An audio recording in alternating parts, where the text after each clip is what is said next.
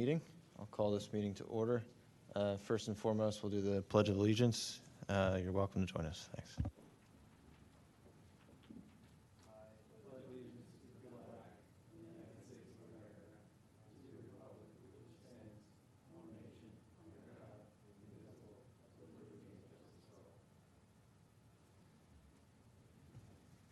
All right, so first item on the agenda are meeting minutes from our prior meeting, February 22nd. Are there any comments from any of the members? Looks good. I'll make a motion to approve. Do I have a second? All in favor? Aye. Approved. Thanks.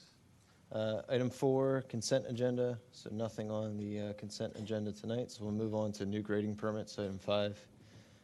So do we have anyone from 408 Oak Lane with us this evening? Good evening.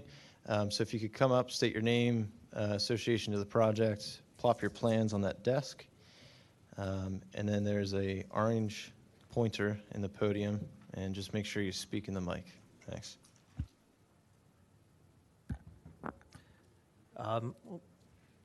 My name is Ben Snyder. I'm the homeowner at 408 Oak Lane.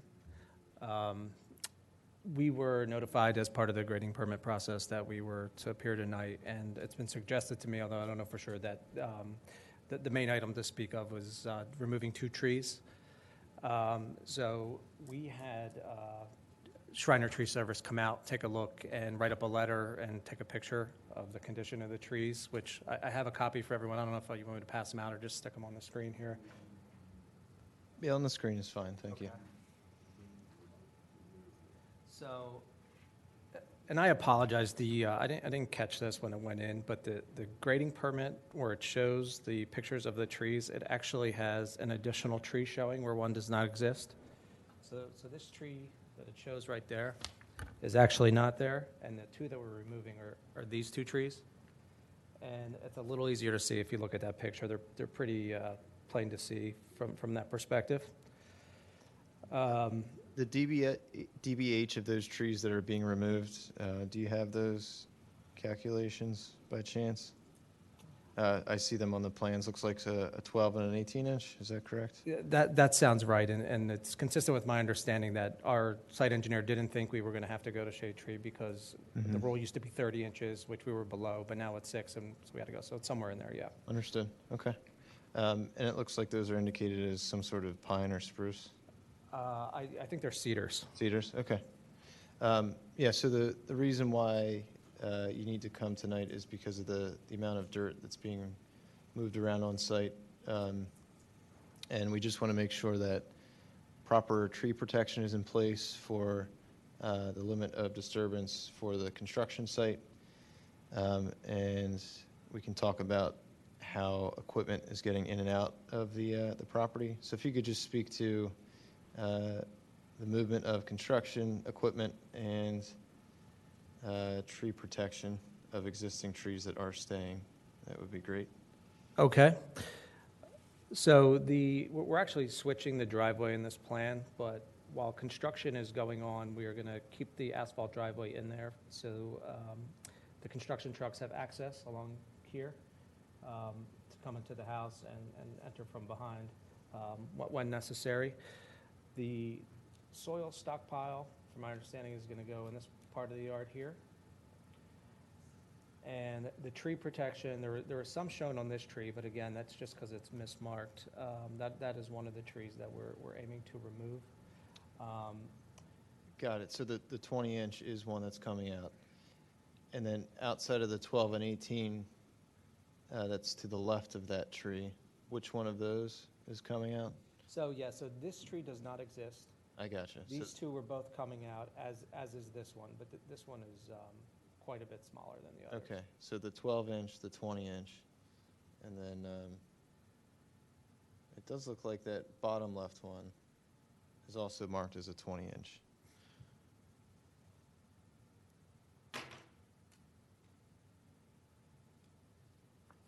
You're still within the means of removal.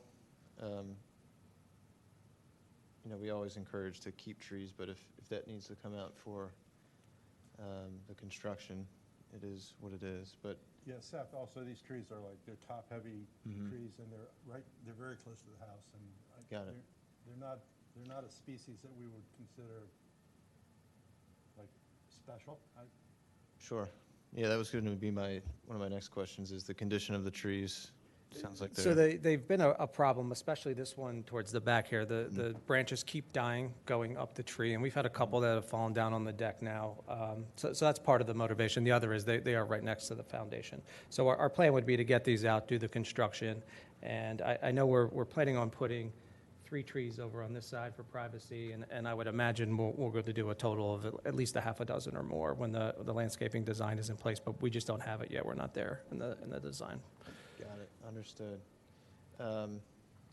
So it looks like the only tree protection that I see on the plans was that front right 20-inch. And I don't see any other tree protection indicated, and I don't really see any besides, it looks like on the neighbor's property, there's a few trees. Do you guys have any sort of fencing in between the properties? There is a fence that runs from the very front of the property all the way to the Okay. back here, yeah. Got it. So does the Shriner letter denote these trees as being a hazard? Not a hazard. He said their health was fair, but the branches are dying. But the trees themselves, he doesn't think are an immediate hazard to come down. So do you have a replacement plan in place on your plan? We have not gotten to the landscape design phase yet. Got it. But we are intending to put a lot more trees than we're moving back in. Got it. Sounds good. But you're still within our ordinance limit, so you should be okay for approval this evening. Any other member comments? No? All right. I think we're okay with noting for the record the slight changes in the plans. It sounds like the plans are probably getting updated anyways, and you'll resubmit to the township. So that would be ideal to make sure that the changes as noted for the trees in particular are updated. So I'll make a motion to approve. Do I have a second? All in favor? Aye. All right. Thank you. Good luck with your project. Thank you. Okay, next address, 228 Poplar. Do we have anyone from that address? Good evening.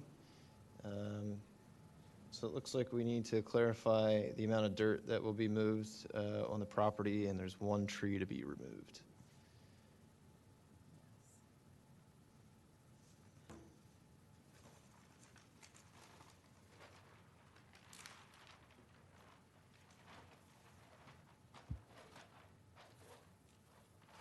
Doesn't really want to stay here very well. Hello, everybody. I'm Lorraine. Good evening. So, yeah, so the tree that is going to. Do you mind, sorry, speaking into the microphone? There is an orange, should be an orange pointer stick in the podium. There we go. Thank you. Oh, yes, okay. I'm feeling very professional. Weight the corners down. All right. Okay. So, yes, the tree that will be, that we're planning on removing is here on the west side of the house, right there. I think it's noted as an 8-inch tree. Is that the one? Stone steps. No, it's here. I'm sorry. And it's this one here. Got it. And what DBH is that? It's an 8-inch tree. Okay. And that is how we're getting back to do the addition on the back of the house. So that's really our only way of entrance. There's also a 4-inch tree there that we're moving. It's a Japanese maple, so we think that we'll be able to do that. In terms of the grading, I'm not really sure how to answer that. We just got the notice yesterday, so I wasn't able to get my builder to come with us. But Is the addition, is it crawl space or basement? it's a basement. Got it. Okay, so that would have been the trigger.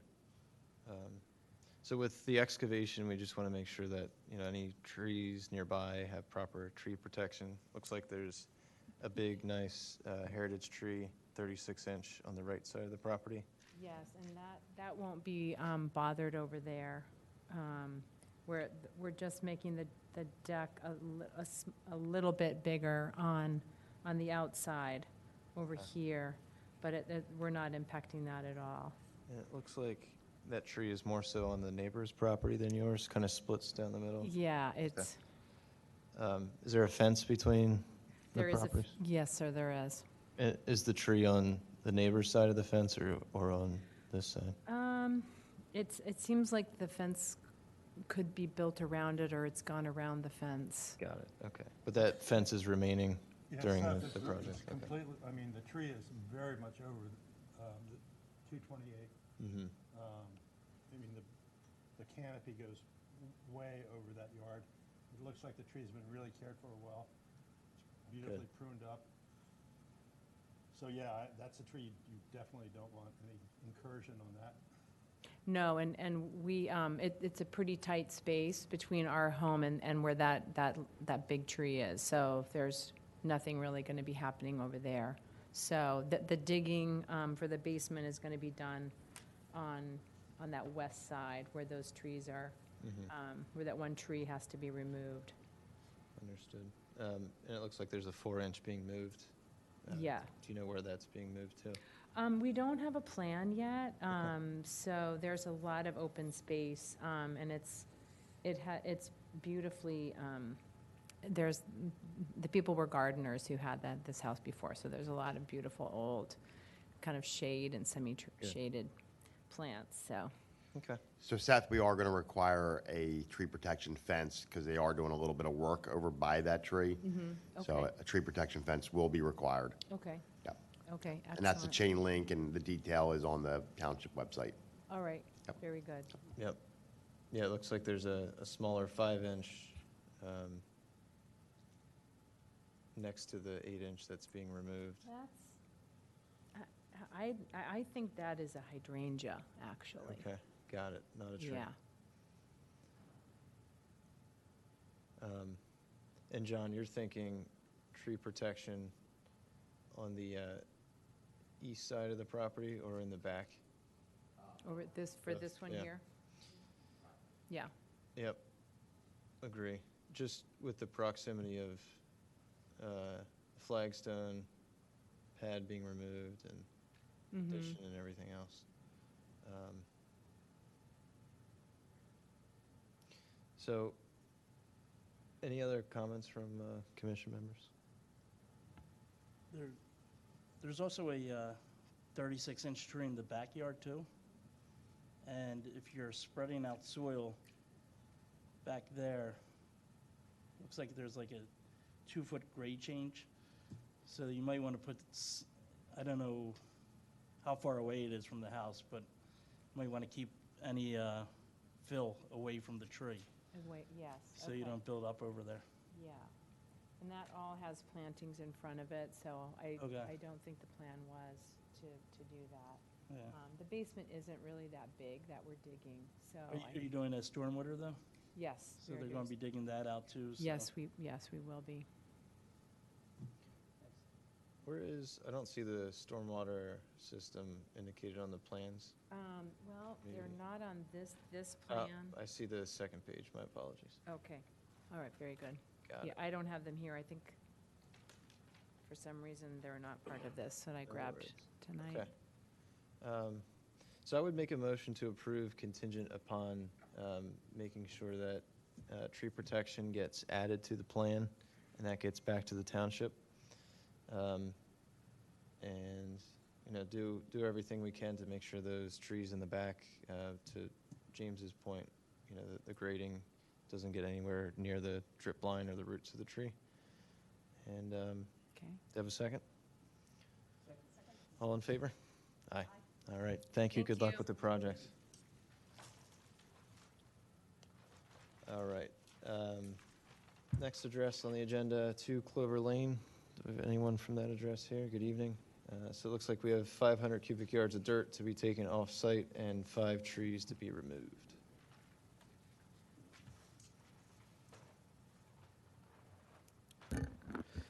Good evening. My name's Tim Davis with Shock Group Engineering, representing the homeowner at 2 Clover Lane. We are proposing to take out 5 trees, as shown on this plan. The tree calculation is down in the corner, just off the view up there. If I can shift this over. We have our tree calculation tallying the trees to be removed. Total of 5 trees are being removed. Are any of those trees over 36 inches? No, they are not. Okay, or 30 inches, I'm sorry. So if you could speak to the site itself, how equipment is getting in and out, and then any tree protection as indicated? Yes.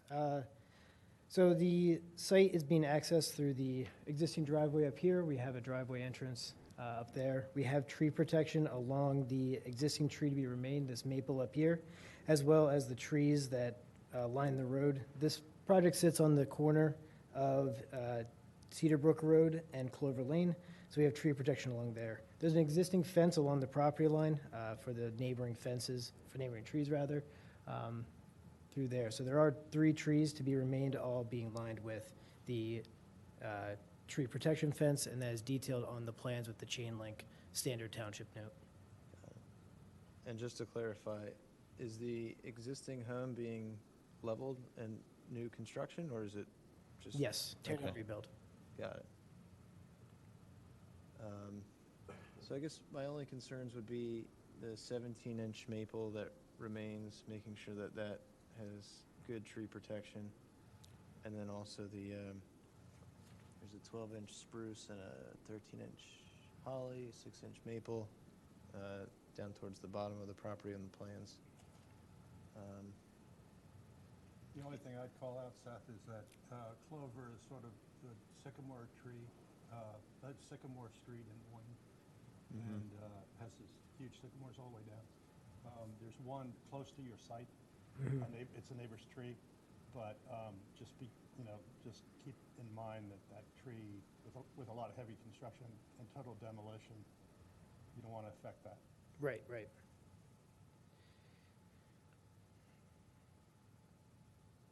Any other questions or comments? Let's see. The only thing I noticed is on your tree removal table, it has all zeros. So it just looks like it hasn't been populated. Down in the lower left-hand corner. Oh, yes. Those are replacement trees. There are no replacement trees being proposed. It says total trees being removed. Okay. And- Yes, so that would need to be corrected. Yeah. Right. And since, I mean, you're within the limit, so, I mean, it would be nice to have that table filled out, but for tonight, I don't think it's a requirement per se. Yeah, we will clarify that note that 5 trees will be removed. No replacement trees are being proposed, but we'll tally up the breast height diameter of all the trees being removed. Great, thank you. Yeah, my only comment would be, it's a tighter site, so just make sure that the tree protection is in lockstep and we try and save those 2 trees. I would imagine the homeowner would want to do the same. Any other comments? All right, I'll make a motion to approve. Have a second? All in favor? Aye. Thank you. Good luck with the project. Thank you. Have a good night. You too. All right. Last but not least, Villanova University Library Project. Looks like we have 21 trees to be removed. You could walk us through the project, and we'll talk trees. Hello, my name is Mike Kissinger with Pannoni Associates, and with me, Brad with Ground Reconsidered. Hi, Brad Thornton. I'm the landscape architect.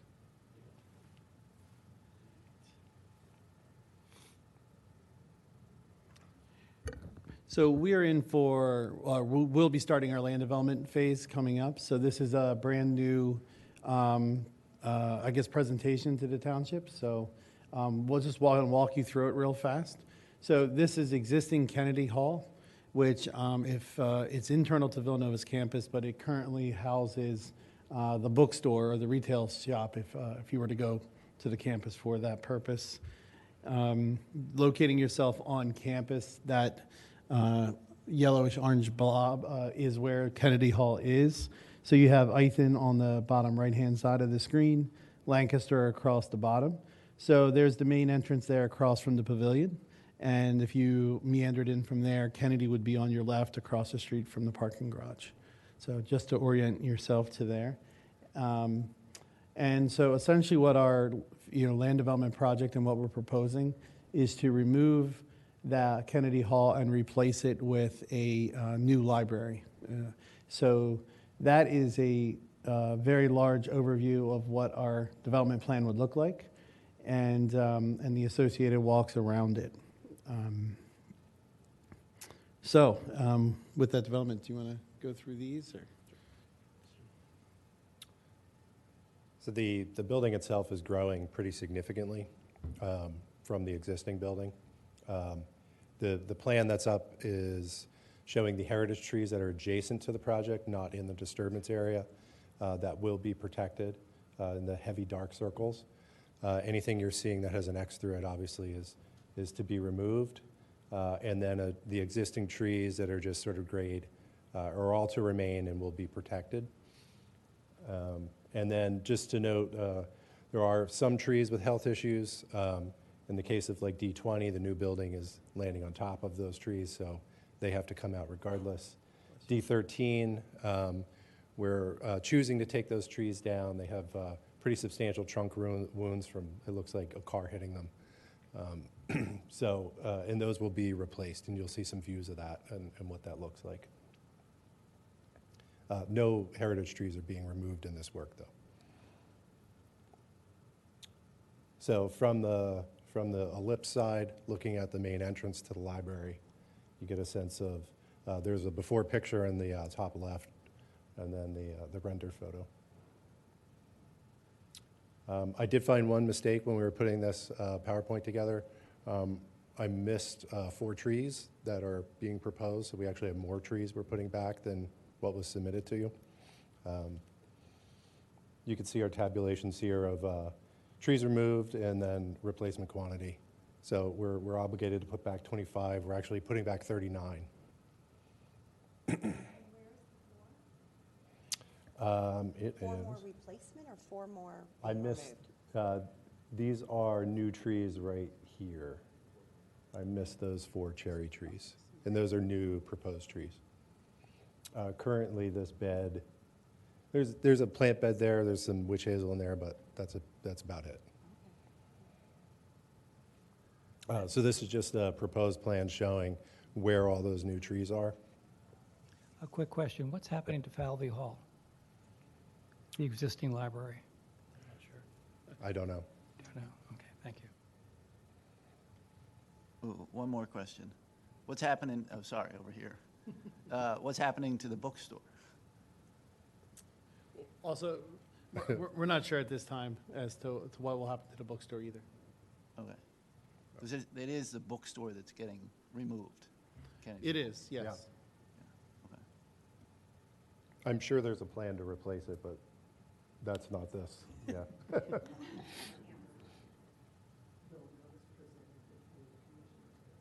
So this is the proposed tree schedule. We have all of our sizes indicated of trees proposed. I put an orange box around the one that I missed. Largely native. There is a couple non-natives in there.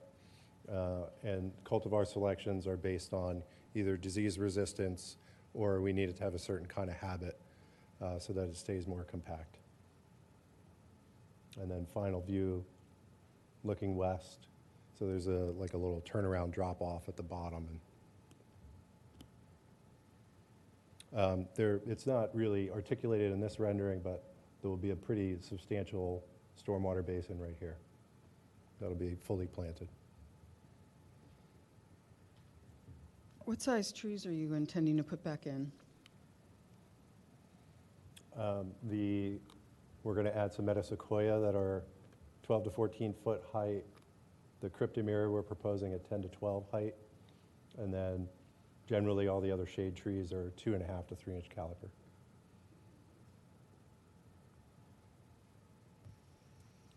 Great, thank you for running that through us. Could you speak a little bit more to the existing trees and tree protection?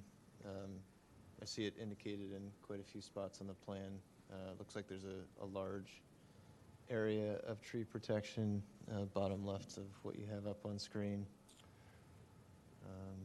So we're still working through, there is a construction manager that's now on board, and we have to work through the sequencing and staging and how they intend to excavate the site and how compact we think they can keep that.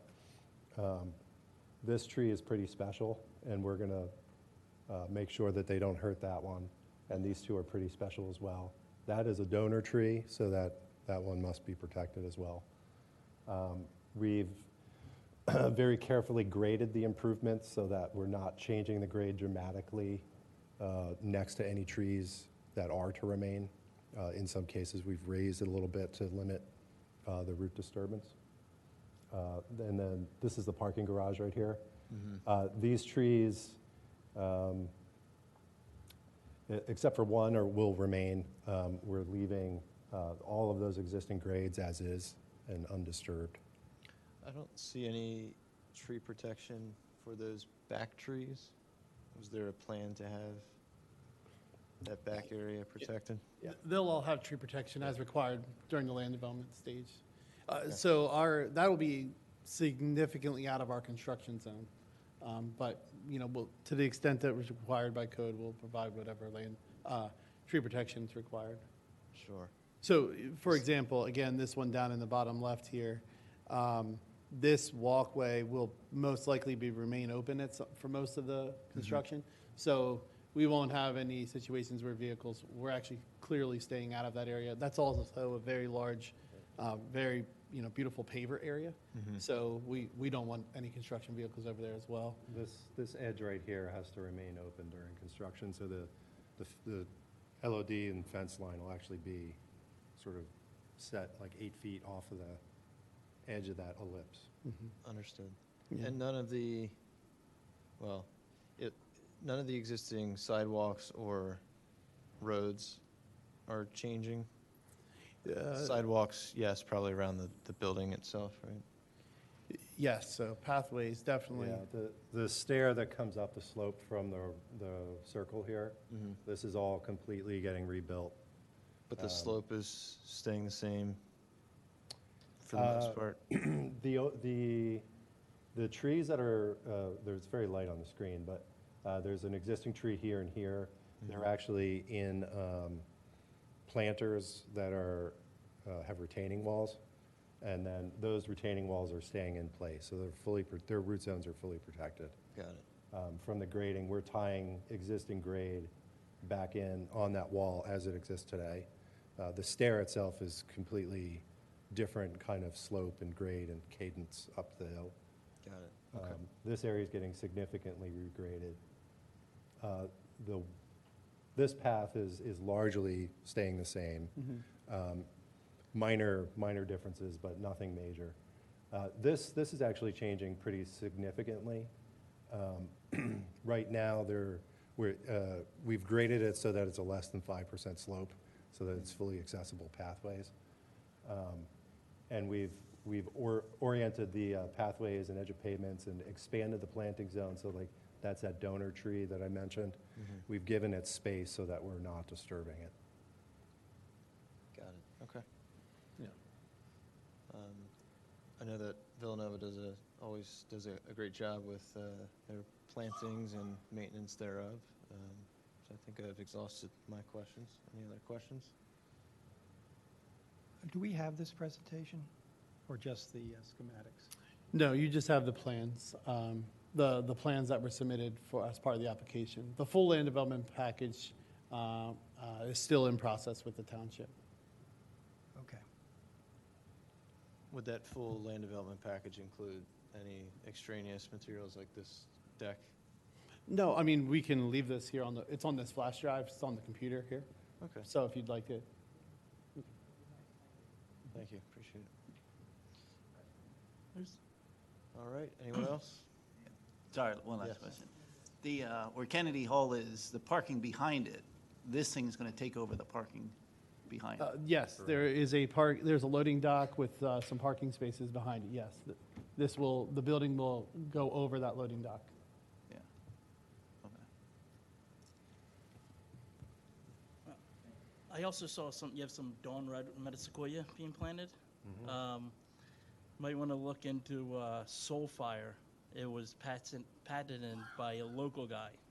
So might be cool. Soulfire by Andy that owns Sam Brown's. Oh, It's yeah, got yeah. a really cool color. Okay. So might be interesting to have. Yeah, there's a little wet spot, and there's an existing one. Okay, So we want to add to that and gotcha. these giant spires. Got a really cool color. That's all right. Yeah. Thanks for the tip. All right, anyone else? I'll make a motion to approve. Do I have a second? All in favor? Aye. All right, thank you. Best of luck. Thank you. Thank you.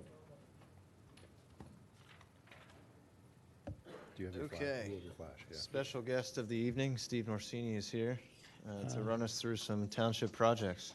Welcome back, Steve. It's nice to see everybody again. Oh, wait. You as well. What'd you do? Did you delete my stuff? I was trying my best to, but I know, I he's couldn't right. figure out which one it was, so. There's no professional courtesies amongst engineers. So I have a bigger presentation at the end, but for right now, these are the updates the Shade Tree Commission requested. So the first one is the Wayne Tree Trench project.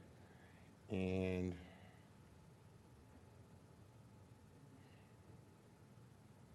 hey, Ian. Yeah, could you turn our screens back on, Ian? Well, that's that project, no. So this will give me the opportunity, and I think there's somewhat of a misnomer, and I take full responsibility for this. So we call it the tree trench project because that's what the BMP is called, a tree trench. The reality of it is, and I had said this to the Board of Commissioners, I probably should have named it the North Wayne Area Stormwater Management BMP project, because as it sits, the majority of the benefit is underground in the stone pit that, depending on the location, may or may not hook up to an outlet pipe.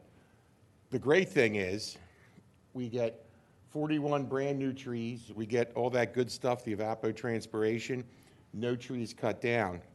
So this is the project area, and I know it's really hard to see. I got to watch blowing this up because it kind of goes off the screen a little bit, but it's beech tree, oak, let me go back down.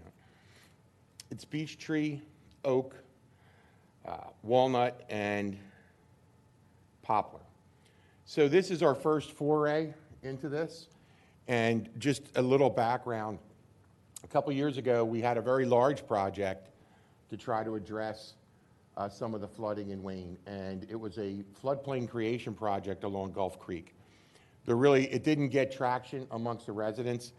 I believe it was a good solution to the problem, but it's also creating floodplain, which means intruding on properties that have been there for 100 years old, or 100 years.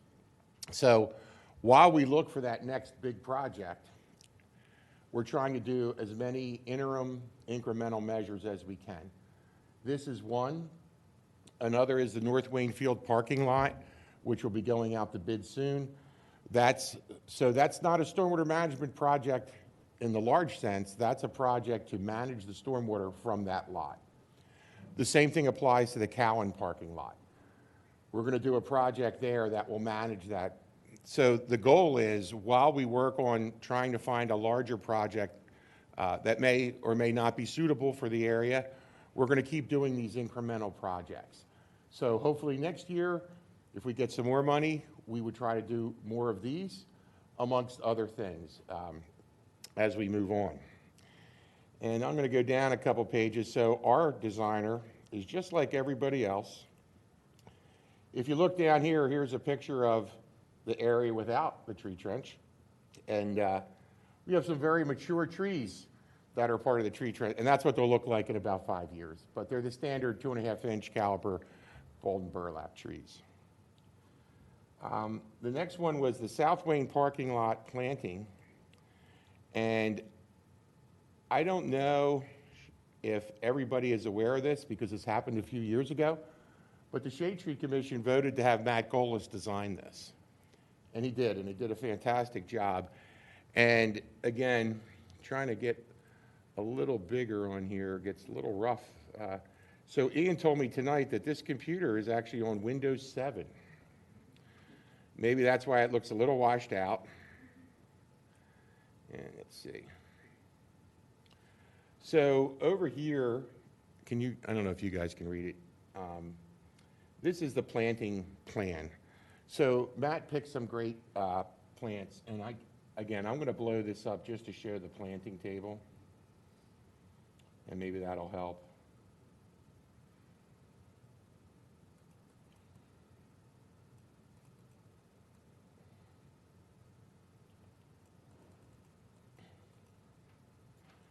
So just looking at the top, we have the fountain grass, 2 to 3 inch spacing. We have the pink mullies, the purple moor grass. So Matt did a great job because it's not just our typical parking lot where every 10 spaces we have a curb cut out and there's a tree and some mulch, right? So if we look a little closer, I'll tell you, I don't like this, Ian. There we go. We'll make it a little smaller. So again, I apologize for that. So these are all 2.5-inch caliper, Chinese lacebark elm, Japanese maples, crepe myrtles, one of my favorites. Japanese maple, crepe myrtle, Chinese lacebark elms. These are all interspersed in the project all throughout here. So as an update for the Shade Tree Commission, our next step in that parking lot will be to install the foundations for the solar-powered streetlights. Once we get those foundations in, the contractor can plant. I'd anticipate that probably being a May timeframe for the planting, and then we have to do the final paving. So he's actually trying to source these plants now. We always have Mr. Hosbach. He checks our plant stock to make sure it's not just the right species and size, but it's healthy, and we do appreciate that. We rely on him heavily. And the next item is the Lancaster Avenue sidewalk, which runs from Barleycone Lane down to Garrett Avenue. You may have noticed the contractor was out there late fall, and basically he did the ADA ramps. So starting this Monday, there'll be lane restrictions, and they will go full force on replacing that sidewalk. So we did 2 things. We made the sidewalk wider, and I think more importantly, currently the curb has, we call it the face of curb, is about 2 inches. Very uncomfortable when you're there and trucks and cars go by. So that's going to now be 4 to 5 inches high. So you get a little vertical separation, the sidewalk's a little wider, so it'll be a much safer walk, say from the apartments down across from Airedale, all the way up Villanova. So we're meeting where Villanova left off on their land development. We picked up there, and we took it down to Garrett. And as you proceed east on Lancaster Avenue, that sidewalk's already very large there. I call it the Chetwynd. It's not the Chetwynd, but it goes past there. Old habits die hard. And so I think that is it, and I will pass it to Mr. Paris for the Spring Bear Route planning status, unless anybody has any questions. Sorry about that. No questions. Yeah, thank you so much, Great. Steve, for Thank running you. us through that. Appreciate it. Okay. Pardon me? It's where I golf. It's not where I live. Thanks again, Steve. All right. So we're going to talk spring planting. So a lot has been going on behind the scenes. Frank, I'll let you to it. Yeah, I think do we have that available to us? We'll find out.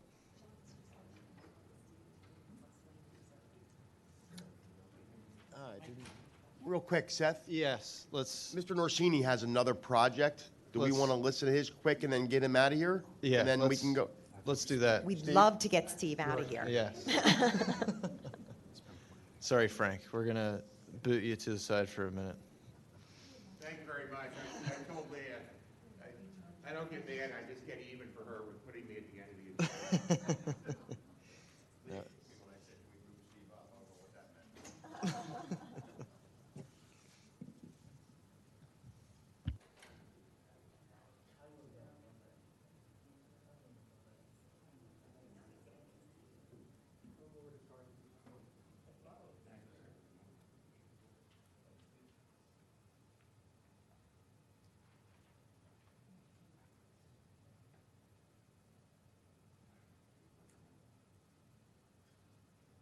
I'll give you one for the official record.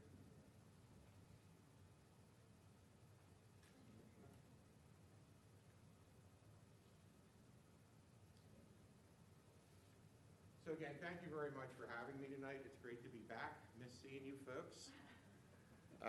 So tonight, let's see if we can.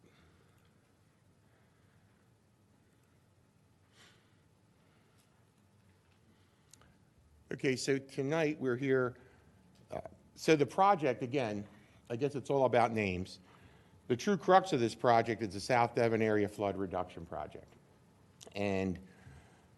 But there's huge benefits to it, along with tree removal, obviously why we're here. So the location, I don't know if you're familiar with it, South Devon and Conestoga Road, very swampy piece of ground. It was formerly called the Levin Tract. It was purchased the township purchased that for use as stormwater management facility. We have an old Pannoni engineer report on that, but nothing ever took hold. And the other portion of it is the Friends of the Radnor Trail Park, which is right across the Radnor Trail from all this.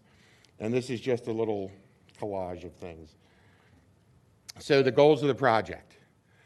The Board of Commissioners has placed a very high priority on stormwater management and flood reduction. So we do a lot of infrastructure projects, but this is a true flood reduction project. So the goals are to reduce flooding along South Devon Avenue. Our engineers have determined that the 10-year, 1-hour event is one of the most drastic things that hit the township, and that's where we get the really bad flooding. Aside from, hurricanes and things like that. So the goal is to reduce the flooding on South Devon Avenue, which really starts at this property and runs all the way down to Morris. Reduce flows to the unnamed tributary Darby Creek, and I'll show you the inundation area in a minute. Reduce flooding at the underpass on West Wayne Avenue, which is by Dr. Hunt's, if you're familiar with that. Wetland regeneration, habitat value, and if you drive by, you're going to see these mounds of dirt. They've been there a long time because they have trees coming out of them. That's actually contaminated soil with vanadium, so we need to get rid of that too. And the beauty of the project when it's done will be creating a dominant canopy with a multi-layer understory and shrub layer for the West Wayne Preserve. So this is that attenuation area I spoke of. So these areas in purple are the areas where the flood reduction will take place. So this is that stretch of South Devon and the associated homes. And this is the unnamed tributary to Darby Creek, which is down here, which ends up at Mill Dam. So the proposed project schedule, the design and permitting, we were in permitting for almost 2 years. It was through COVID. That was just a rough time to be doing that. So we're here before the Shade Tree Commission tonight requesting approval. We hope to be in front of the Park and Rec Board on April 13th.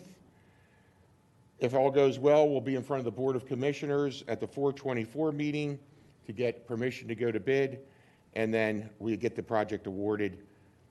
We bid it and award it and get it started as soon as possible. The goal would be to start it in June of 2023, and I'll get into the reason of that in a minute. So, and that's now. So the project will be constructed in 2 phases. Our venerable arborist has told me that there's so many plantings with this. He goes, I want this done in the fall. So I broke the project into 2 pieces. West Wayne Preserve get all that done, get all that planted, and then we jump over to Friends of the Radnor Trail Park, and I'll be a little bit more specific in a moment with that. So this does two things. Phase one gets all these plantings in the ground in the fall when they're supposed to be, and then we jump over to the Friends of the Radnor Trail, so a lot of the earthwork that will be done there is done in the off-peak season.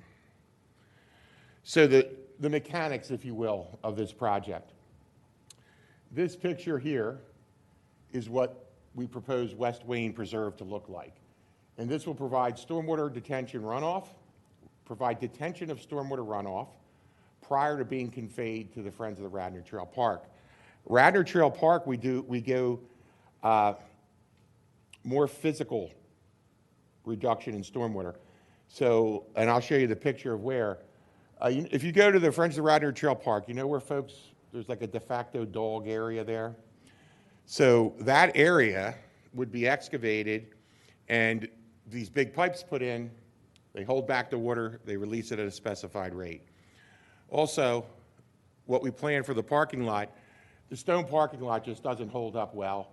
No matter how many times the public works guys go fix it up, it gets tire ruts. So we're gonna make that porous paving, which does two things. It will address the runoff from that parking lot proper. It's a BMP. It can be an educational item for some of the schools to look at what we're doing. I mean, this alone is a big education item along with the porous paving. And then the last little piece of this is to install an inlet under the bridge right before Dr. Hunt's place and take that water into these systems. So this is the park as it's, the two parcels as it sits. This is South Devon Avenue, Conestoga Road. Way over here is West Wayne. So this red line is our limit of disturbance for this project, right? So there's some wetlands we have to, like, we can't go in here, but we're going to create some wetlands. These raised areas, those are the piles of contaminated soil. This is Friends of the Radnor Trail Park. This red line is showing that dog area, if you will. It also goes around the parking lot, and if you notice, right over here is where those inlets will be installed to help address that flooding that occurs and take it back in. So this is the project with all, and it's a little washed out, but these are the trees that have to be removed.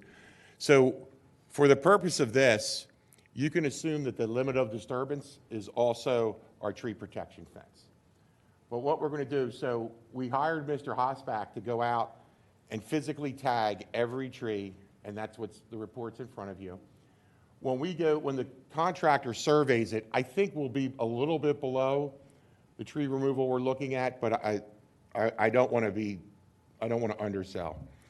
So these are excerpts from that report that you have. So I'm just going to paraphrase. It's a degrading urban infrastructure and canopy. The soil has caused decline and current failures. There's a dominant stand of invasive Norway maples and a strong palette of ash. Numerous invasive ailanthus and the paulownia are intruding the canopy. His observations were root decay, stem decay, tree failure, dead trees, anaerobic soils, excuse me, excessive soil wash on the root system, poor structure, and stunted growth. And this is a quote: "It is of my professional opinion that the subject trees within the inventory are predominantly below average in health, and the longevity ratio is below average. The newly proposed landscape will provide diversity, structure, and longevity." So now we're going to get into the actual work. So the total removal of trees is in that area that I showed you, right, in that limit of disturbance in the red, is 406. Of those 406, 346 are in poor health and don't require compensatory trees. There's 60, believe it or not, a whopping 60 trees that are healthy that we would, that would fall under the compensatory tree requirement.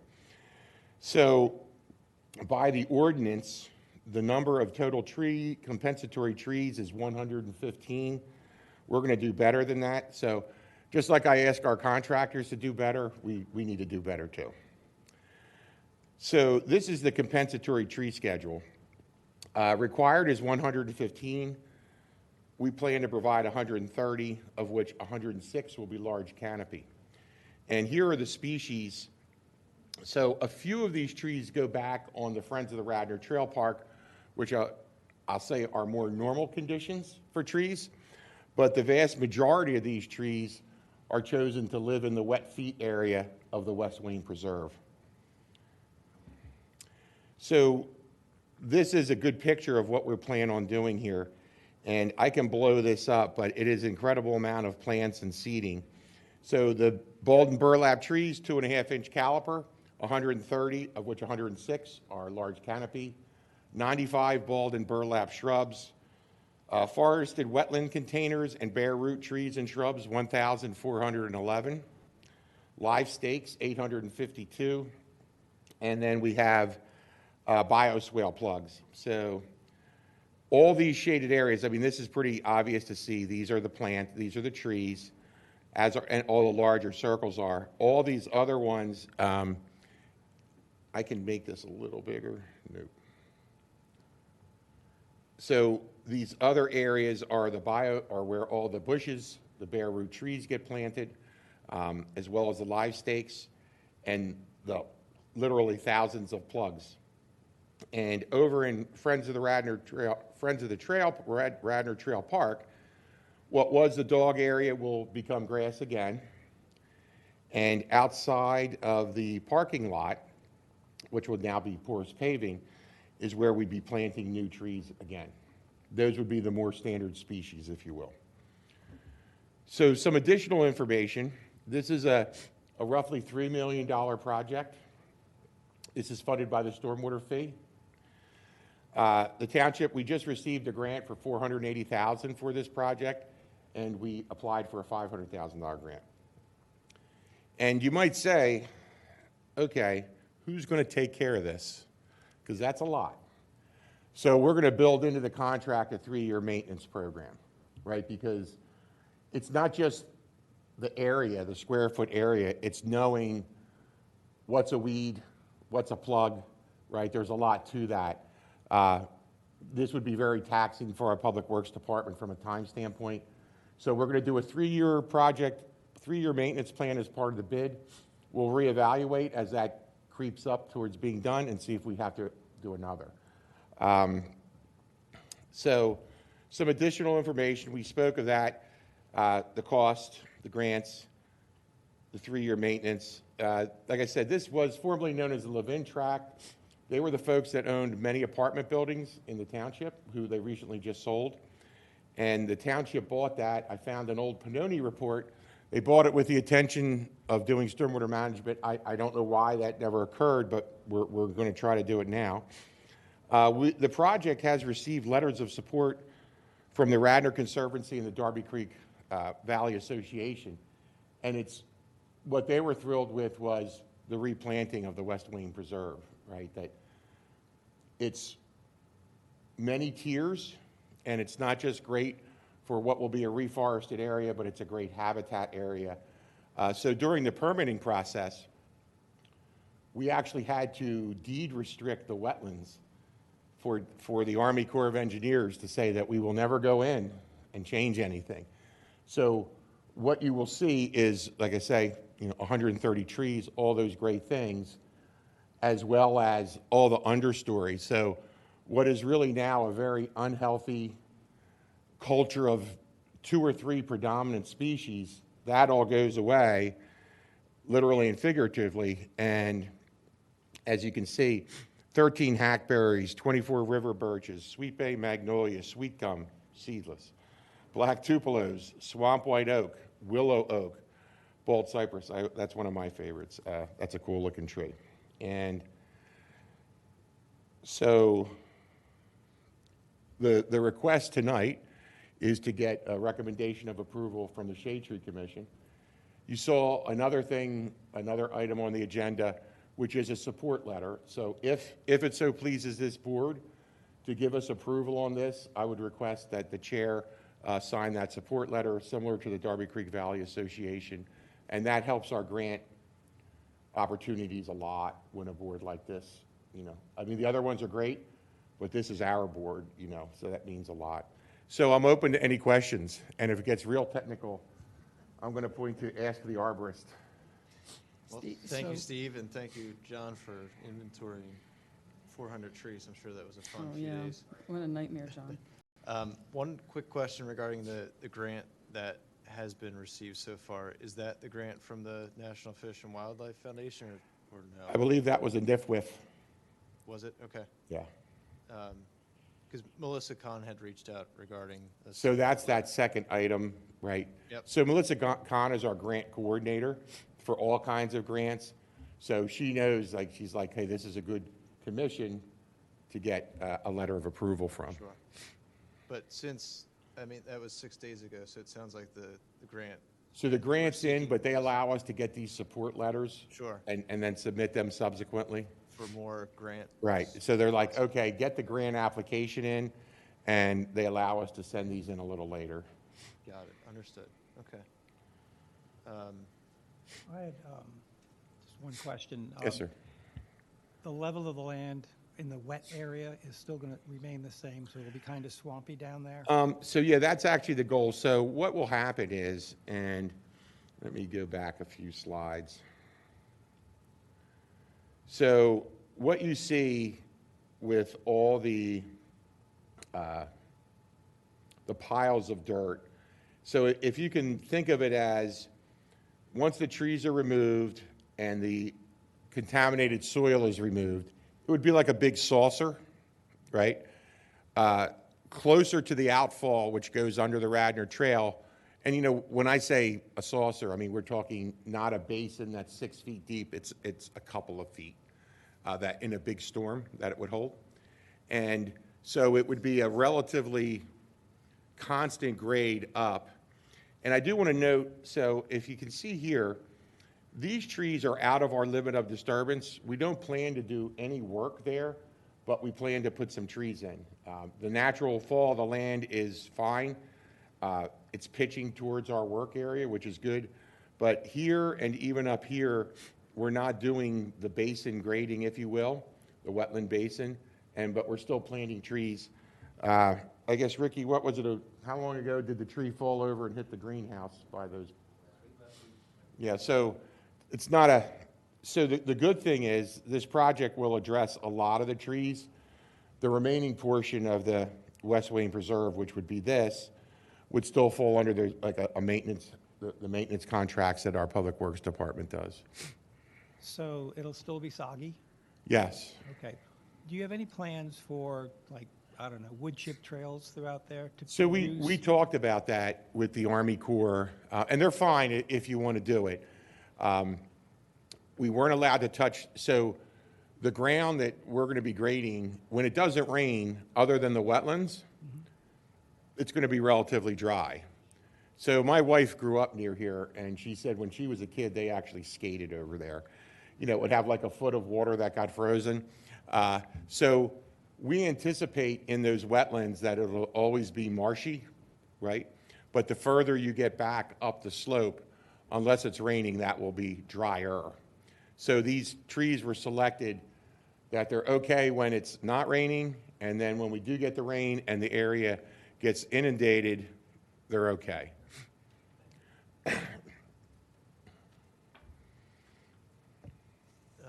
John, do you mind just giving us a quick couple-minute synopsis of the site and the state of the trees and your thoughts on the project? I know you put together this report, but it'd be great to hear you. Correct. So, absolutely, thank you.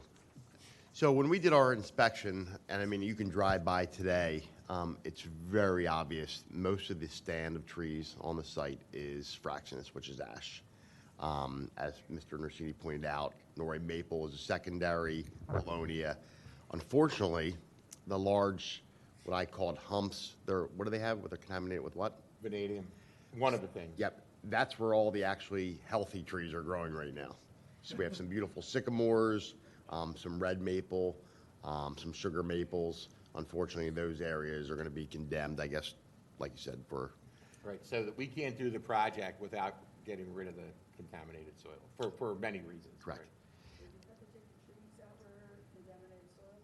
Right, yeah, so those, it's, like I say, that soil's been there so long,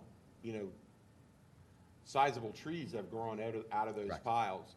And for us to go into the project, as part of our permitting process, we're required to remove that contaminated soil. That goes to a special site, and then the rest of the earthwork can take place. But yeah, they do have to go.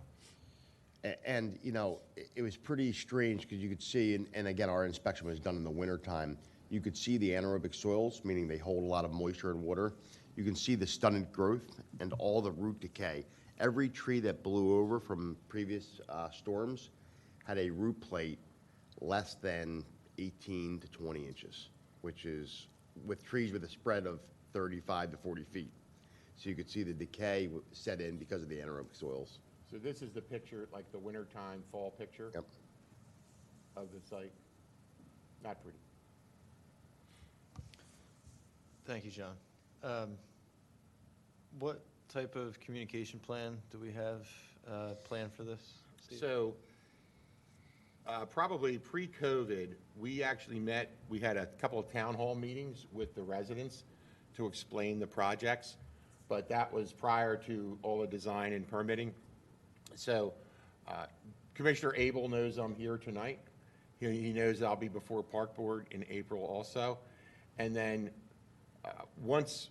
if the Board of Commissioners gives us the ability to bid the project, that's when letters would, some form of communication. So Molly Gallagher's our public information officer. Probably best if I work through her because she can use all our social media platforms as well as our website. Commissioner Abel, I think, has a pretty lengthy address book that we can use him for. And most likely we'll put a sign up. We had one at South Wayne, something noting the project that's taking place, the cost, thanking the commissioners and giving a very, as quick as you can drive by a 4x8 sign and actually understand what it says. So it would be something that says, this is the project that's occurring here. Great, thank you, Steve. So there's two forms of vanadium that naturally occur. One's radioactive.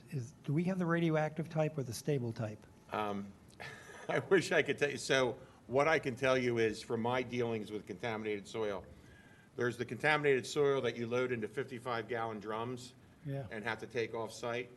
There's the contaminated soil that you can take to a controlled fill site. We're able to take this to the controlled fill site. So it will be truckloads versus containers. And that's a good portion. There's a chunk of that $3 million is for the contaminated soil. Mm-hmm. Go ahead, James.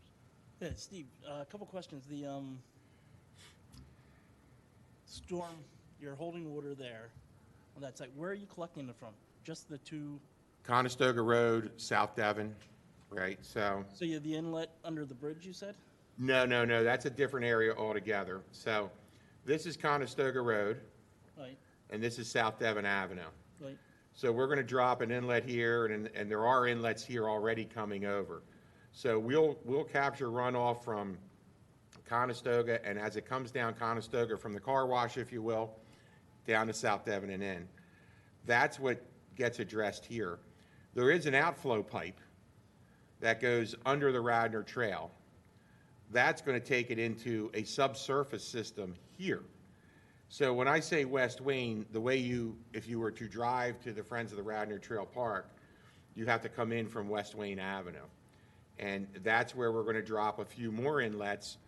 The goal is to catch the runoff before it gets under the bridge and take it into our system, right? So that the existing inlet stays, we're adding more to catch that. So there are two, in the world of our parks, these are two distinct parcels, West Wayne Preserve, Friends of the Radnor Trail. But for this project, they are very much connected. So are the roads going to be redone? So the water is graded into that area? No, that's Or what into the drain? That's what the inlets will do. So they're going to be placed, The inlets will be placed at strategic points to catch the runoff on Conestoga as it comes down and get more water into the West so Wayne where's Preserve. that water, the water where it's coming from, where is it flooding now? So if you've ever been here, so I do a lot of heavy storm inspection. So right now, in a really bad storm, Actually, let me go up a few slides.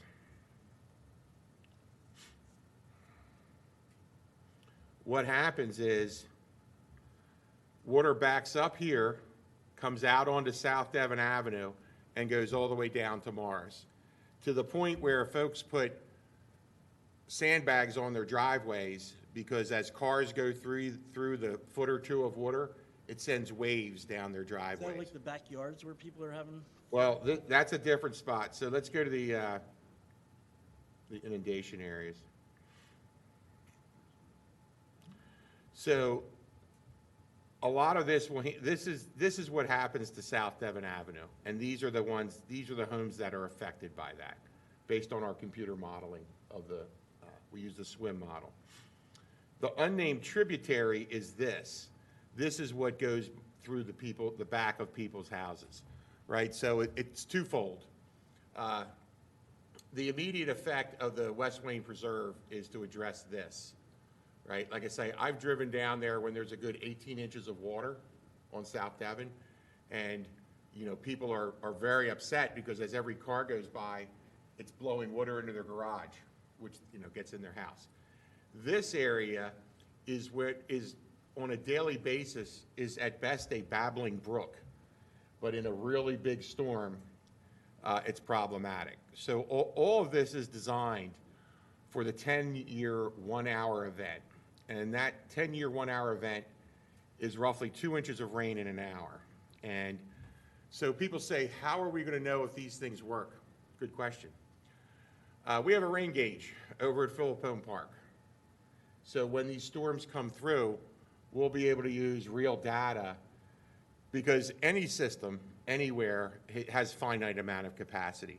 So when you get the remnants of a hurricane or something like that, and it just keeps raining and raining and raining, the system fills up and it can't discharge quick enough. And that's for any system, right?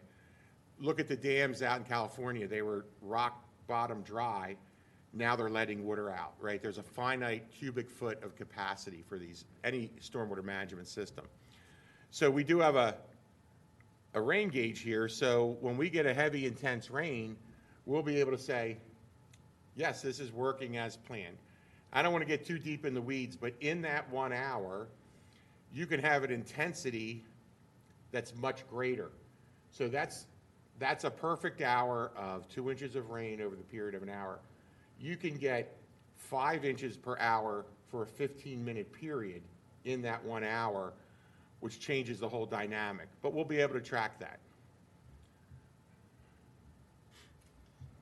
No, the field down there, we played there before. It's really wet. And We're in here. yeah, so, This isn't addressing that, really. okay, but that water, where's that water coming? Is that, So what we're doing is, right now, a lot of water does go into the West Wayne Preserve and down South Devon. So we're going to capture it, and we're going to take it in here, detain it for a while, let it go through to the system over at Friends of the Radnor Trail Park. But I had No, them I put this understand. together to show you like the homes that will be affected for the better by this project. would, the water that's in the field there, I'm just wondering where do you think that's coming from? Is that coming? Here? Yeah, right in there. So, Is that coming number from? one, there's underground pipes here, right? Because this part of the park has been wet forever. So I'm going to say some of that's groundwater. The flooding water that comes down Little Darby Creek, the vast majority originates intra-different. But it floods up on that field there when? No, it doesn't really flood. There's a lot of groundwater that comes up through there. That's why, I don't know, 30 years ago or 20 years ago, somebody put pipes to try to drain the field. These are two very, very distinct projects, and this has nothing to do with this. Gotcha. The last question, sorry. The houses on Conestoga Road, there was a ton of trees that were removed there. Was that part of this project? No. So That if you, open lot in between that was all part of line work by Pico. So there was an email that went out with that way back. That was them doing that work for their overhead lines. Okay, gotcha. Also, Steve, if I could chime in, some of that work that was done was Pico, and some of it was Township. We had some trees fall on the houses that were over there, so we had John go out and look at them, and a lot of those Yeah, trees. you know who, Yep. you know who that- did the work that- and Yeah, that everything, but area, they cleared that whole area lot. grass. Yep, that field area. that was Township. Mhm. That wasn't, okay, Right. gotcha. Yes. So two different things. You had Pico doing line work, a contract let by Public Works for maintenance, none of which had anything to do with this, Yeah, right? Gotcha. I thought that might have been a way to get in there or something, but, No, so we wouldn't start a project without coming here, right? Gotcha. Thanks, That's Steve. the, so just so you know, that area you're talking about, so West Wayne Preserve is kind of weird in shape. It goes down along Conestoga, South Devon, bordered by the trail, comes up. So there's an open area here that might look like somebody's lawn, and then there's this area, right? So this house is like literally surrounded by the park, by the preserve, if you will. It's just odd, and people don't know, you know, they think it's part of their property, but it's not. So a few quick notes. So thank you, Steve, for running through the details. Last meeting, a representative from the Delaware Riverkeeper Network did come, knowing that this project was happening, and she was in full support.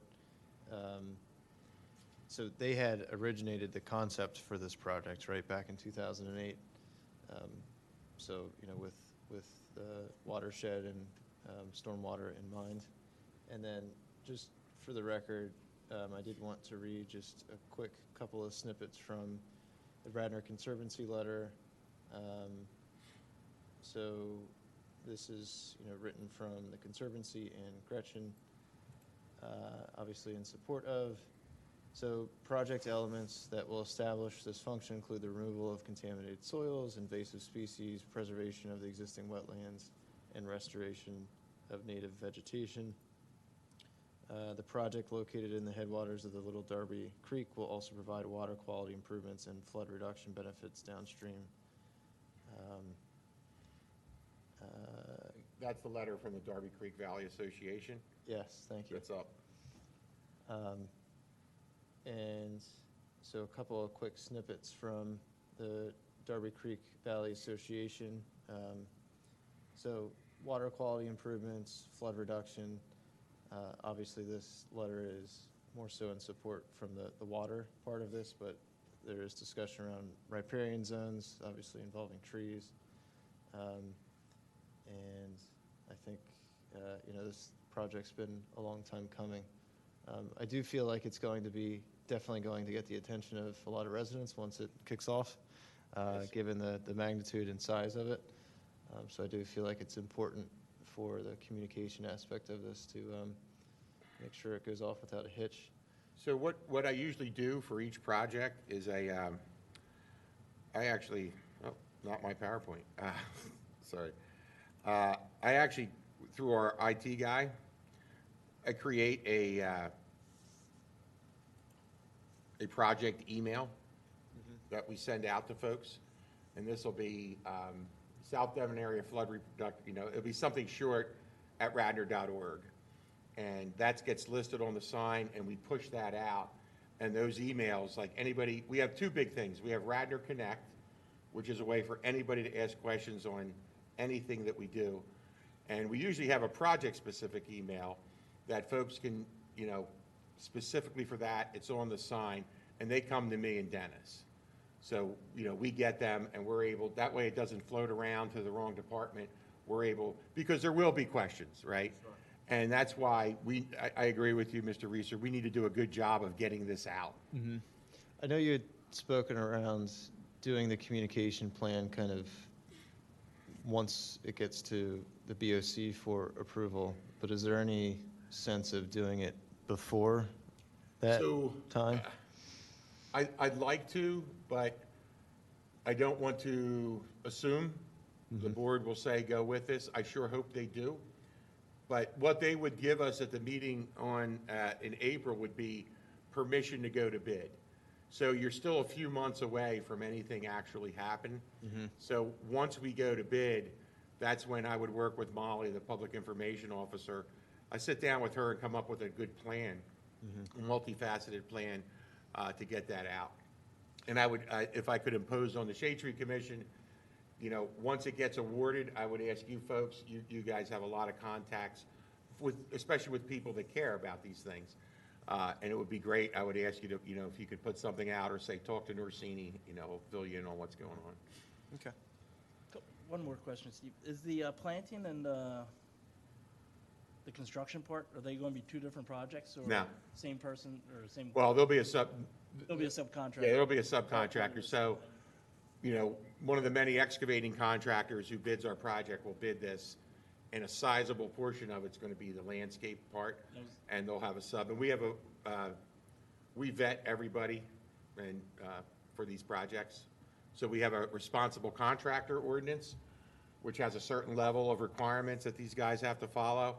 We call their references or email their references. We look at, they provide financials. So we vet it's never a guarantee, but we vet the contractors. And last thing, do you have any like data from the engineer showing how much water it is going to collect? And yeah, I didn't want to which get into storm the it's modeling tonight because the stormwater benefit has already been proven and shown, or it has been modeled and shown. I was really here tonight to talk to this commission about the trees and the subsequent replanting and reforestation. Any other comments from the commission? I know this at least has been kind of on our agendas here and there over the past couple of years. I will tell you, this is the longest project I ever had to take through permitting. Yeah. It's unbelievable. I do Steve, feel like, one question. Will there be any impact on the trail use? No, I think, well, yes, I'm sorry. The one thing we haven't decided at this point is, so there's a pipe that the West Wayne Preserve connects to the Friends of Radnor Trail that goes under the trail. What we're still working out is if we're going to literally dig up the trail and drop a new pipe in, which we can very easily do. It's only a couple of days of inconvenience. Or are we going to try to somehow address the pipe in situ? We're working that out. So we're still tying up loose ends, if you will, as we go through this process with the goal that when we go to the board, you know, everything's done. But Mr. Goals, that's a very good question. And if that was ever the case, that we were going to do that, aside from Molly, I would go right to Tammy Cohen because that's a rec facility at that point. So before I go to the Park and Rec Board, I'll have to have that worked out. So because that question's going to come up. Yeah. And the only other thing I was wondering was just in terms of good neighborliness as a community, do you think this is going to have any good impact on downstream communities? Because we hear about that all the time. People say, you know, you guys are sending a lot of water our way all the time. And so here's the issue, and this came out in the modeling. Here you go. So some of the other severe flooding that occurs, this is Little Darby Creek, right? This is the unnamed tributary, but this is Little Darby Creek. In our study, in our modeling, the vast majority of that comes from Tredyffrin, from the Target/Acme parking lot, from Lancaster. I mean, there's just huge areas of impervious surface. So this project, I don't envision helping so much folks downstream other than this immediate area, right? Because Darby Creek, if you've ever been there in a storm, it's actually, Little Darby, it's actually very impressive how much water goes through there. The culvert on West Wayne Avenue, it sounds like a rocket ship. There's so much water that passes through.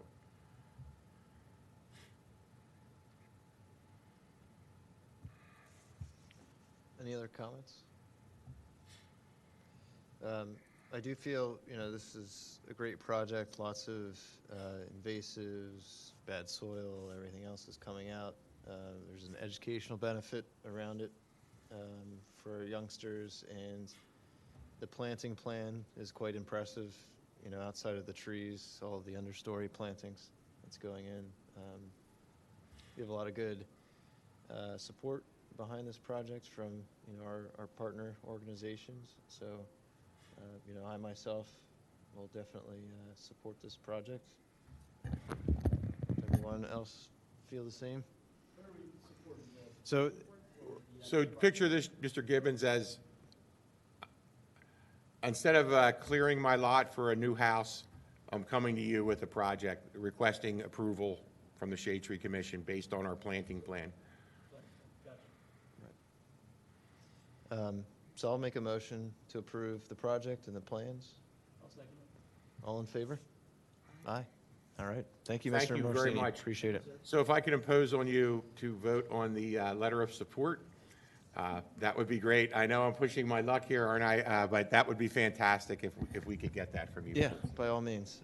I'd be happy to draft a letter, and I can certainly share it with the commission before it's sent out officially.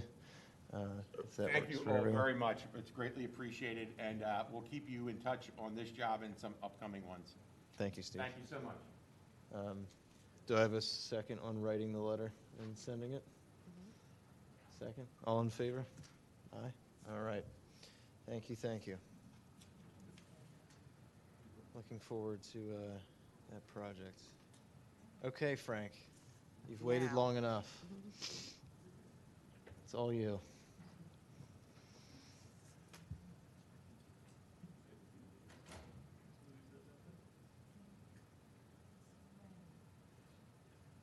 Windows 2007, I am never going to follow Steve Norsini again. Tough act to follow. Just real quick, this is just the March update for our shade bare root planting. As you know, we have 80 trees that were ordered. The order's been confirmed. We received the invoice. We're in the process of processing that invoice as we speak. And we'll be picking up the trees April 20th at the Navy Yard. Same three districts, Wayne Business District, Residents Right-of-Way, and the parks. Seth has drafted the Google form that would allow people to sign up for the trees in their right-of-way in front of their homes, and also requesting some volunteers to help plant the trees in the parks. The actual planting, we have volunteers that we're going to be having for the parks. We have the Public Works Department is going to be planting several numbers of trees also, and we've actually reached out to a number of landscaping arborist-type companies asking if they would donate some labor and time and tools to planting the trees. And we've had two say absolutely. We had one said I'd like to help, and they've been unsolicited, and we're waiting. We have one we're waiting for. The Wayne Business District, Eileen informs me we've got some sites identified to get some trees in the Wayne Business District. One place that Brenfield that just lost 5 diseased elm trees, he's got his own landscaping project, and he doesn't need any help, he's told me. We need Frank, just a quick correction. We don't have places identified yet for the 5 trees that are to go into the WBA, but Reed Taylor and I are working on it, and we're targeting Lancaster Avenue. So if anybody's listening and would like a tree and are in the WBA, just let us know. Okay. Brenfield, I think, is in there, but, and then AT&T, I guess, is another site. That's Seth? a potential. If we can't find 20 spots, it's not a problem. I'd imagine that we'll get more than 40 residents sign up, so we can just all float onto interested residents, and we could probably throw a few more into Hartford as well if we have enough volunteers. So at present, we're only planning on 15 trees to go into Hartford, so we think we need about 15 volunteers. I've got about 7 people who have already indicated from the Radnor Radnor Tree Tenders group, and with the Google's form that Seth is going to be sending out, we'll probably be getting some more volunteers. We will be supplying breakfast. Jenny got DeBruno's to donate breakfast for us, and we'll be buying lunch, probably do Wegmans again for some mini bite-sized hoagies. And we're going to do everything at Hartford Park. We'll be meeting there, gathering there, doing the training there, and then planting the trees and then having lunch and dispersing there. So everything's moving along, basically. And if we don't plant them with right-of-ways, our parks are insatiable when it comes to trees. So, any questions? Thank you, Frank, for spearheading all this.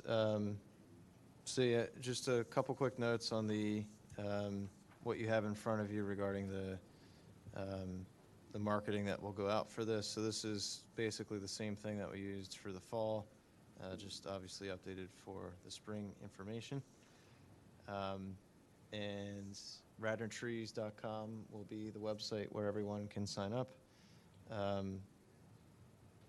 We'll do a quick vote and motion to approve what I had sent out, and then after tonight, I will send Molly an email tomorrow and have her post the resident sign-up first, and then maybe a week or two after that, I'll have her post the volunteer sign-up. Radnortrees.com, I did update to include, after the fall planting last year, we had sent out how to care for your newly planted bare root tree. I added the PDF from PHS on radnortrees.com, and then also there's a video that associates with it as well, so that's there. And then obviously there's 2 links to each one of the forms. I did also on the sign-up form for the residents on the actual Google form itself, where the tree selection is, I put in giant, bold, all caps letters that the selected species is on a first-come, first-served basis, and you may get something that you did not pick, essentially. There is no good way on the Google form to have an inventory of trees to pick from, and then it negates down. I think that's getting outside of the realms of the free service world. So I think we'll be okay. Frank did a good job at kind of honing our list down of species to the most desirable ones that we saw in the fall time. So I think, Frank, we picked 10 species this go around, or might have been 10, okay, or 8, right? Because we did 10 of each, so it would have been 8 species. 8 times 10 is 80. So 8 species, keep it simple. So as Frank mentioned, we're trucking along and looking forward to another successful planting. Any other comments, questions? Great. So I'll make a motion to approve the plan, and actually I'll step back for a second. We did get everything approved from a monetary perspective from Bill White.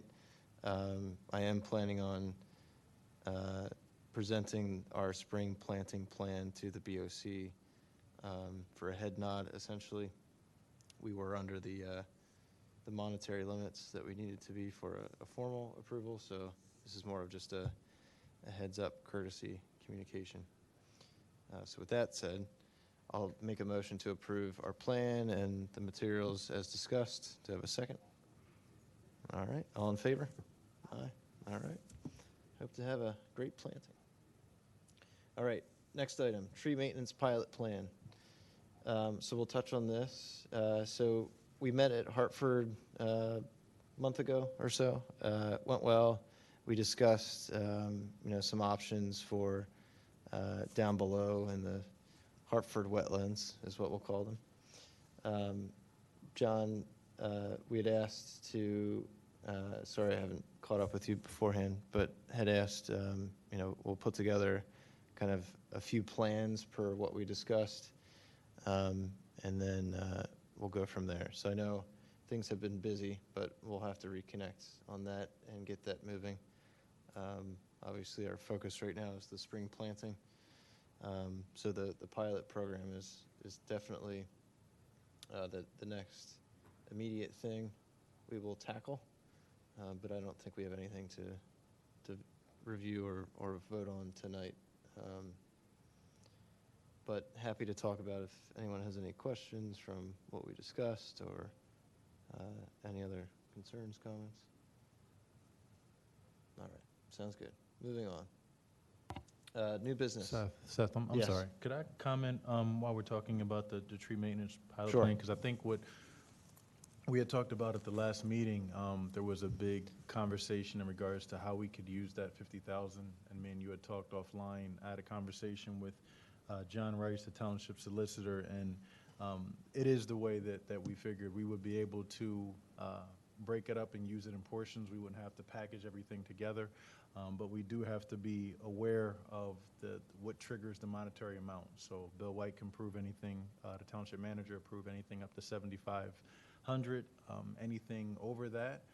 But below 25,000, the commissioners would be able to approve, and anything 25,000 and over, it would again go to the board, but it would also have to be bidded out. So, but the township solicitor did mention that we're able to break it up. So if it was a few thousand for this park, and then we wanted to do another job, a few thousand at that park, we would be able to do that. Perfect, yep. Thank you for that reminder, Ricky. Appreciate it. So yeah, that's great news. So, we're able to, have a little bit more control and oversight and pick who we trust, if you will, to do a great job for us. So more news to come on that, but it's in motion. So moving on to new business, but before I do, any other old business that we missed, wanted to discuss? All right. New business, so Ask the Arborist Day. So Ricky, you want to go over that? And thank you, John, for this fantastic idea. Yeah, I'll lead into it, but John can definitely talk about where it originated from. He had reached out to me because John had mentioned that he had an opportunity with another township that presented this idea, and he thought it would be advantageous for us to bring it to Radnor. So after talking to the township manager, he was in favor of it, but he wanted it to come before you. So I'll let John speak about it and see if we can get your blessing. So another township approached me for the same idea. However, I was thinking about spinning it a little bit differently here, where we'd have an arborist, maybe a landscape designer, maybe a wetland person, scientist, environmentalist, sit on the panel here and let residents come and pitch questions to them. Keep it open for about an hour, hour and a half, and it's an open, free education for, our residents. Yeah, I love that idea. Rather than here, any thoughts on doing it at like a park or during one of the plantings or? Absolutely. Okay. For sure. Why not get out there where all the action is? Correct.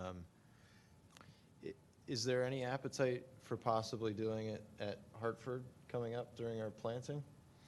I believe our focus should be on planting that day. Sure, agree. And, one concern I might have is if you're inviting a lot of public to come and we have rain or, inclement Yeah, weather. I think it's also helpful to have the microphones. Yeah, correct. Microphones, all that good stuff. So, outside is a great idea where we're out actually looking at what we're talking about. But this might be just a good panel of, unbiased opinions, people giving solid advice. People can learn, if you have a tree company here talking, and maybe we have one of the tree people who's actually a tree company, they can give advice on what to watch out for as a contractor, insurance requirements, little things that just help the public, like an outreach program. I like it. The other township that you did this for, did you have decent turnout? They haven't done it yet. They're going to be doing it. Got Correct. it. John, is there any thought of maybe including the EAC? Because I know they're having that big push to try and turn yards into naturalized environments as opposed to just green lawn. I mean, would there be any thought to sort of include them in educating the public a little bit more on that initiative? Well, of it theirs? would be open to everybody. We would just have an environmentalist here that could Okay. answer questions related to that. I see. Correct, yep. Yeah, that's a great idea, Jenny. I like that. Yeah, I'm all for this, John. And we'll do anything we can to help you, provide support. I'm happy to be a part of the panel if you want me. Absolutely, for sure. I'll be in the crowd if you want me there too. I'll reach out to some maybe a tree guy, an environmentalist, watershed person, and a Sure. registered landscape architect, and so we can get Great. put on a show. What time frame are you thinking? So obviously you have that spring rush, everybody's doing their own stuff. I think this would be a good summer, like June, before it gets crazy, before people are going on vacation in July and August. So maybe a June, maybe on an evening here, Yeah, okay. maybe from like 6 to 7:30 with maybe 30 minutes of just a Q&A after. Happy hour before, possibly? Yep, All right. That's how you get people to come. you know? yep. All right. Well, that sounds like a great plan. Sure. Yes, And we Ricky? should probably try to figure out a way to make sure this is on, Say it again? this is videoed, Yes, just so, because it sounds like it has legs to me. Like- absolutely. Seth, could I add another point to that? If the board everybody's in favor of this program, since you will be, have the board's attention on Monday night, I think it would be a good idea to mention this program also at that time. Absolutely. Yep, I can do that. And John, maybe, if you have some time to give me a few sentences or a paragraph of exactly what we just spoke to, and then I can relay that Monday night, if that works for you. Will do. Doing that right now. Okay. Great. Yeah, I think, I'm in favor. Sounds like everyone else is too. I don't know that we need to formally vote on it, but more of just a go ahead to proceed. Great. Well, thanks, John, for bringing that to the table. That'll be a great benefit to everyone. And I think too with, not that we have to wrap all of these stormwater management projects into the conversation, but, we can talk the environmental aspect of it and trees and how they act in a beneficial manner for some of these projects. It might be a good topic or something that may come up. I think a big one to tackle is along the lines of people are concerned with planting big trees near their homes and possibly landing on their homes. I find that's a big reason why people are resistant to planting trees. So just, hey, that this typically only happens to hazardous trees, but how do I tell the difference between a hazardous tree and a healthy tree? And if I'm going to plant near my home, what type of tree is safe? Anything that would make folks feel a little more comfortable. Agree. All right. So that takes care of new business. Any other new business we didn't talk about? All right. Hazardous trees, looks like there were a handful removed. Ricky, you want to give us a quick summary? Yeah, everything was opined by John. The hazardous tree reports were filled out. He reviewed them, and everything checked out with all the hazardous trees mentioned at those addresses. Great. Trees removed by Radnor Township. Same story there. It is. It's the same story. Everything was checked out by John. Normally, we get phone calls from residents that alert us to situations, so that's always a great help. So thank you to the residents who continue to help us be successful and also safe. I would like to touch on that very last one on Cushman and Lancaster, just because we normally do not do trees on state roads.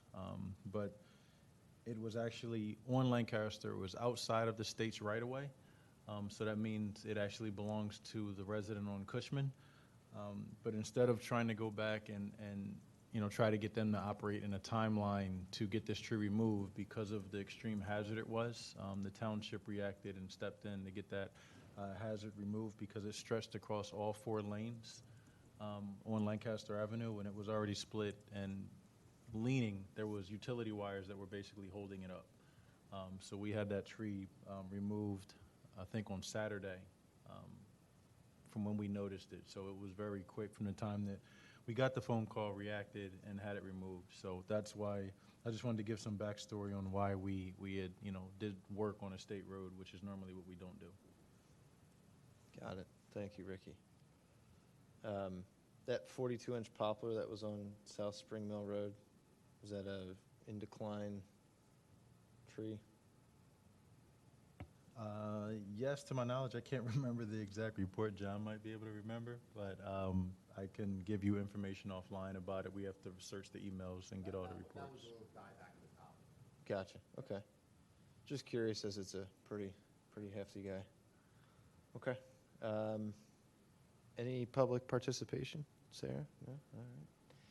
This meeting's adjourned. Thank you all. Appreciate it.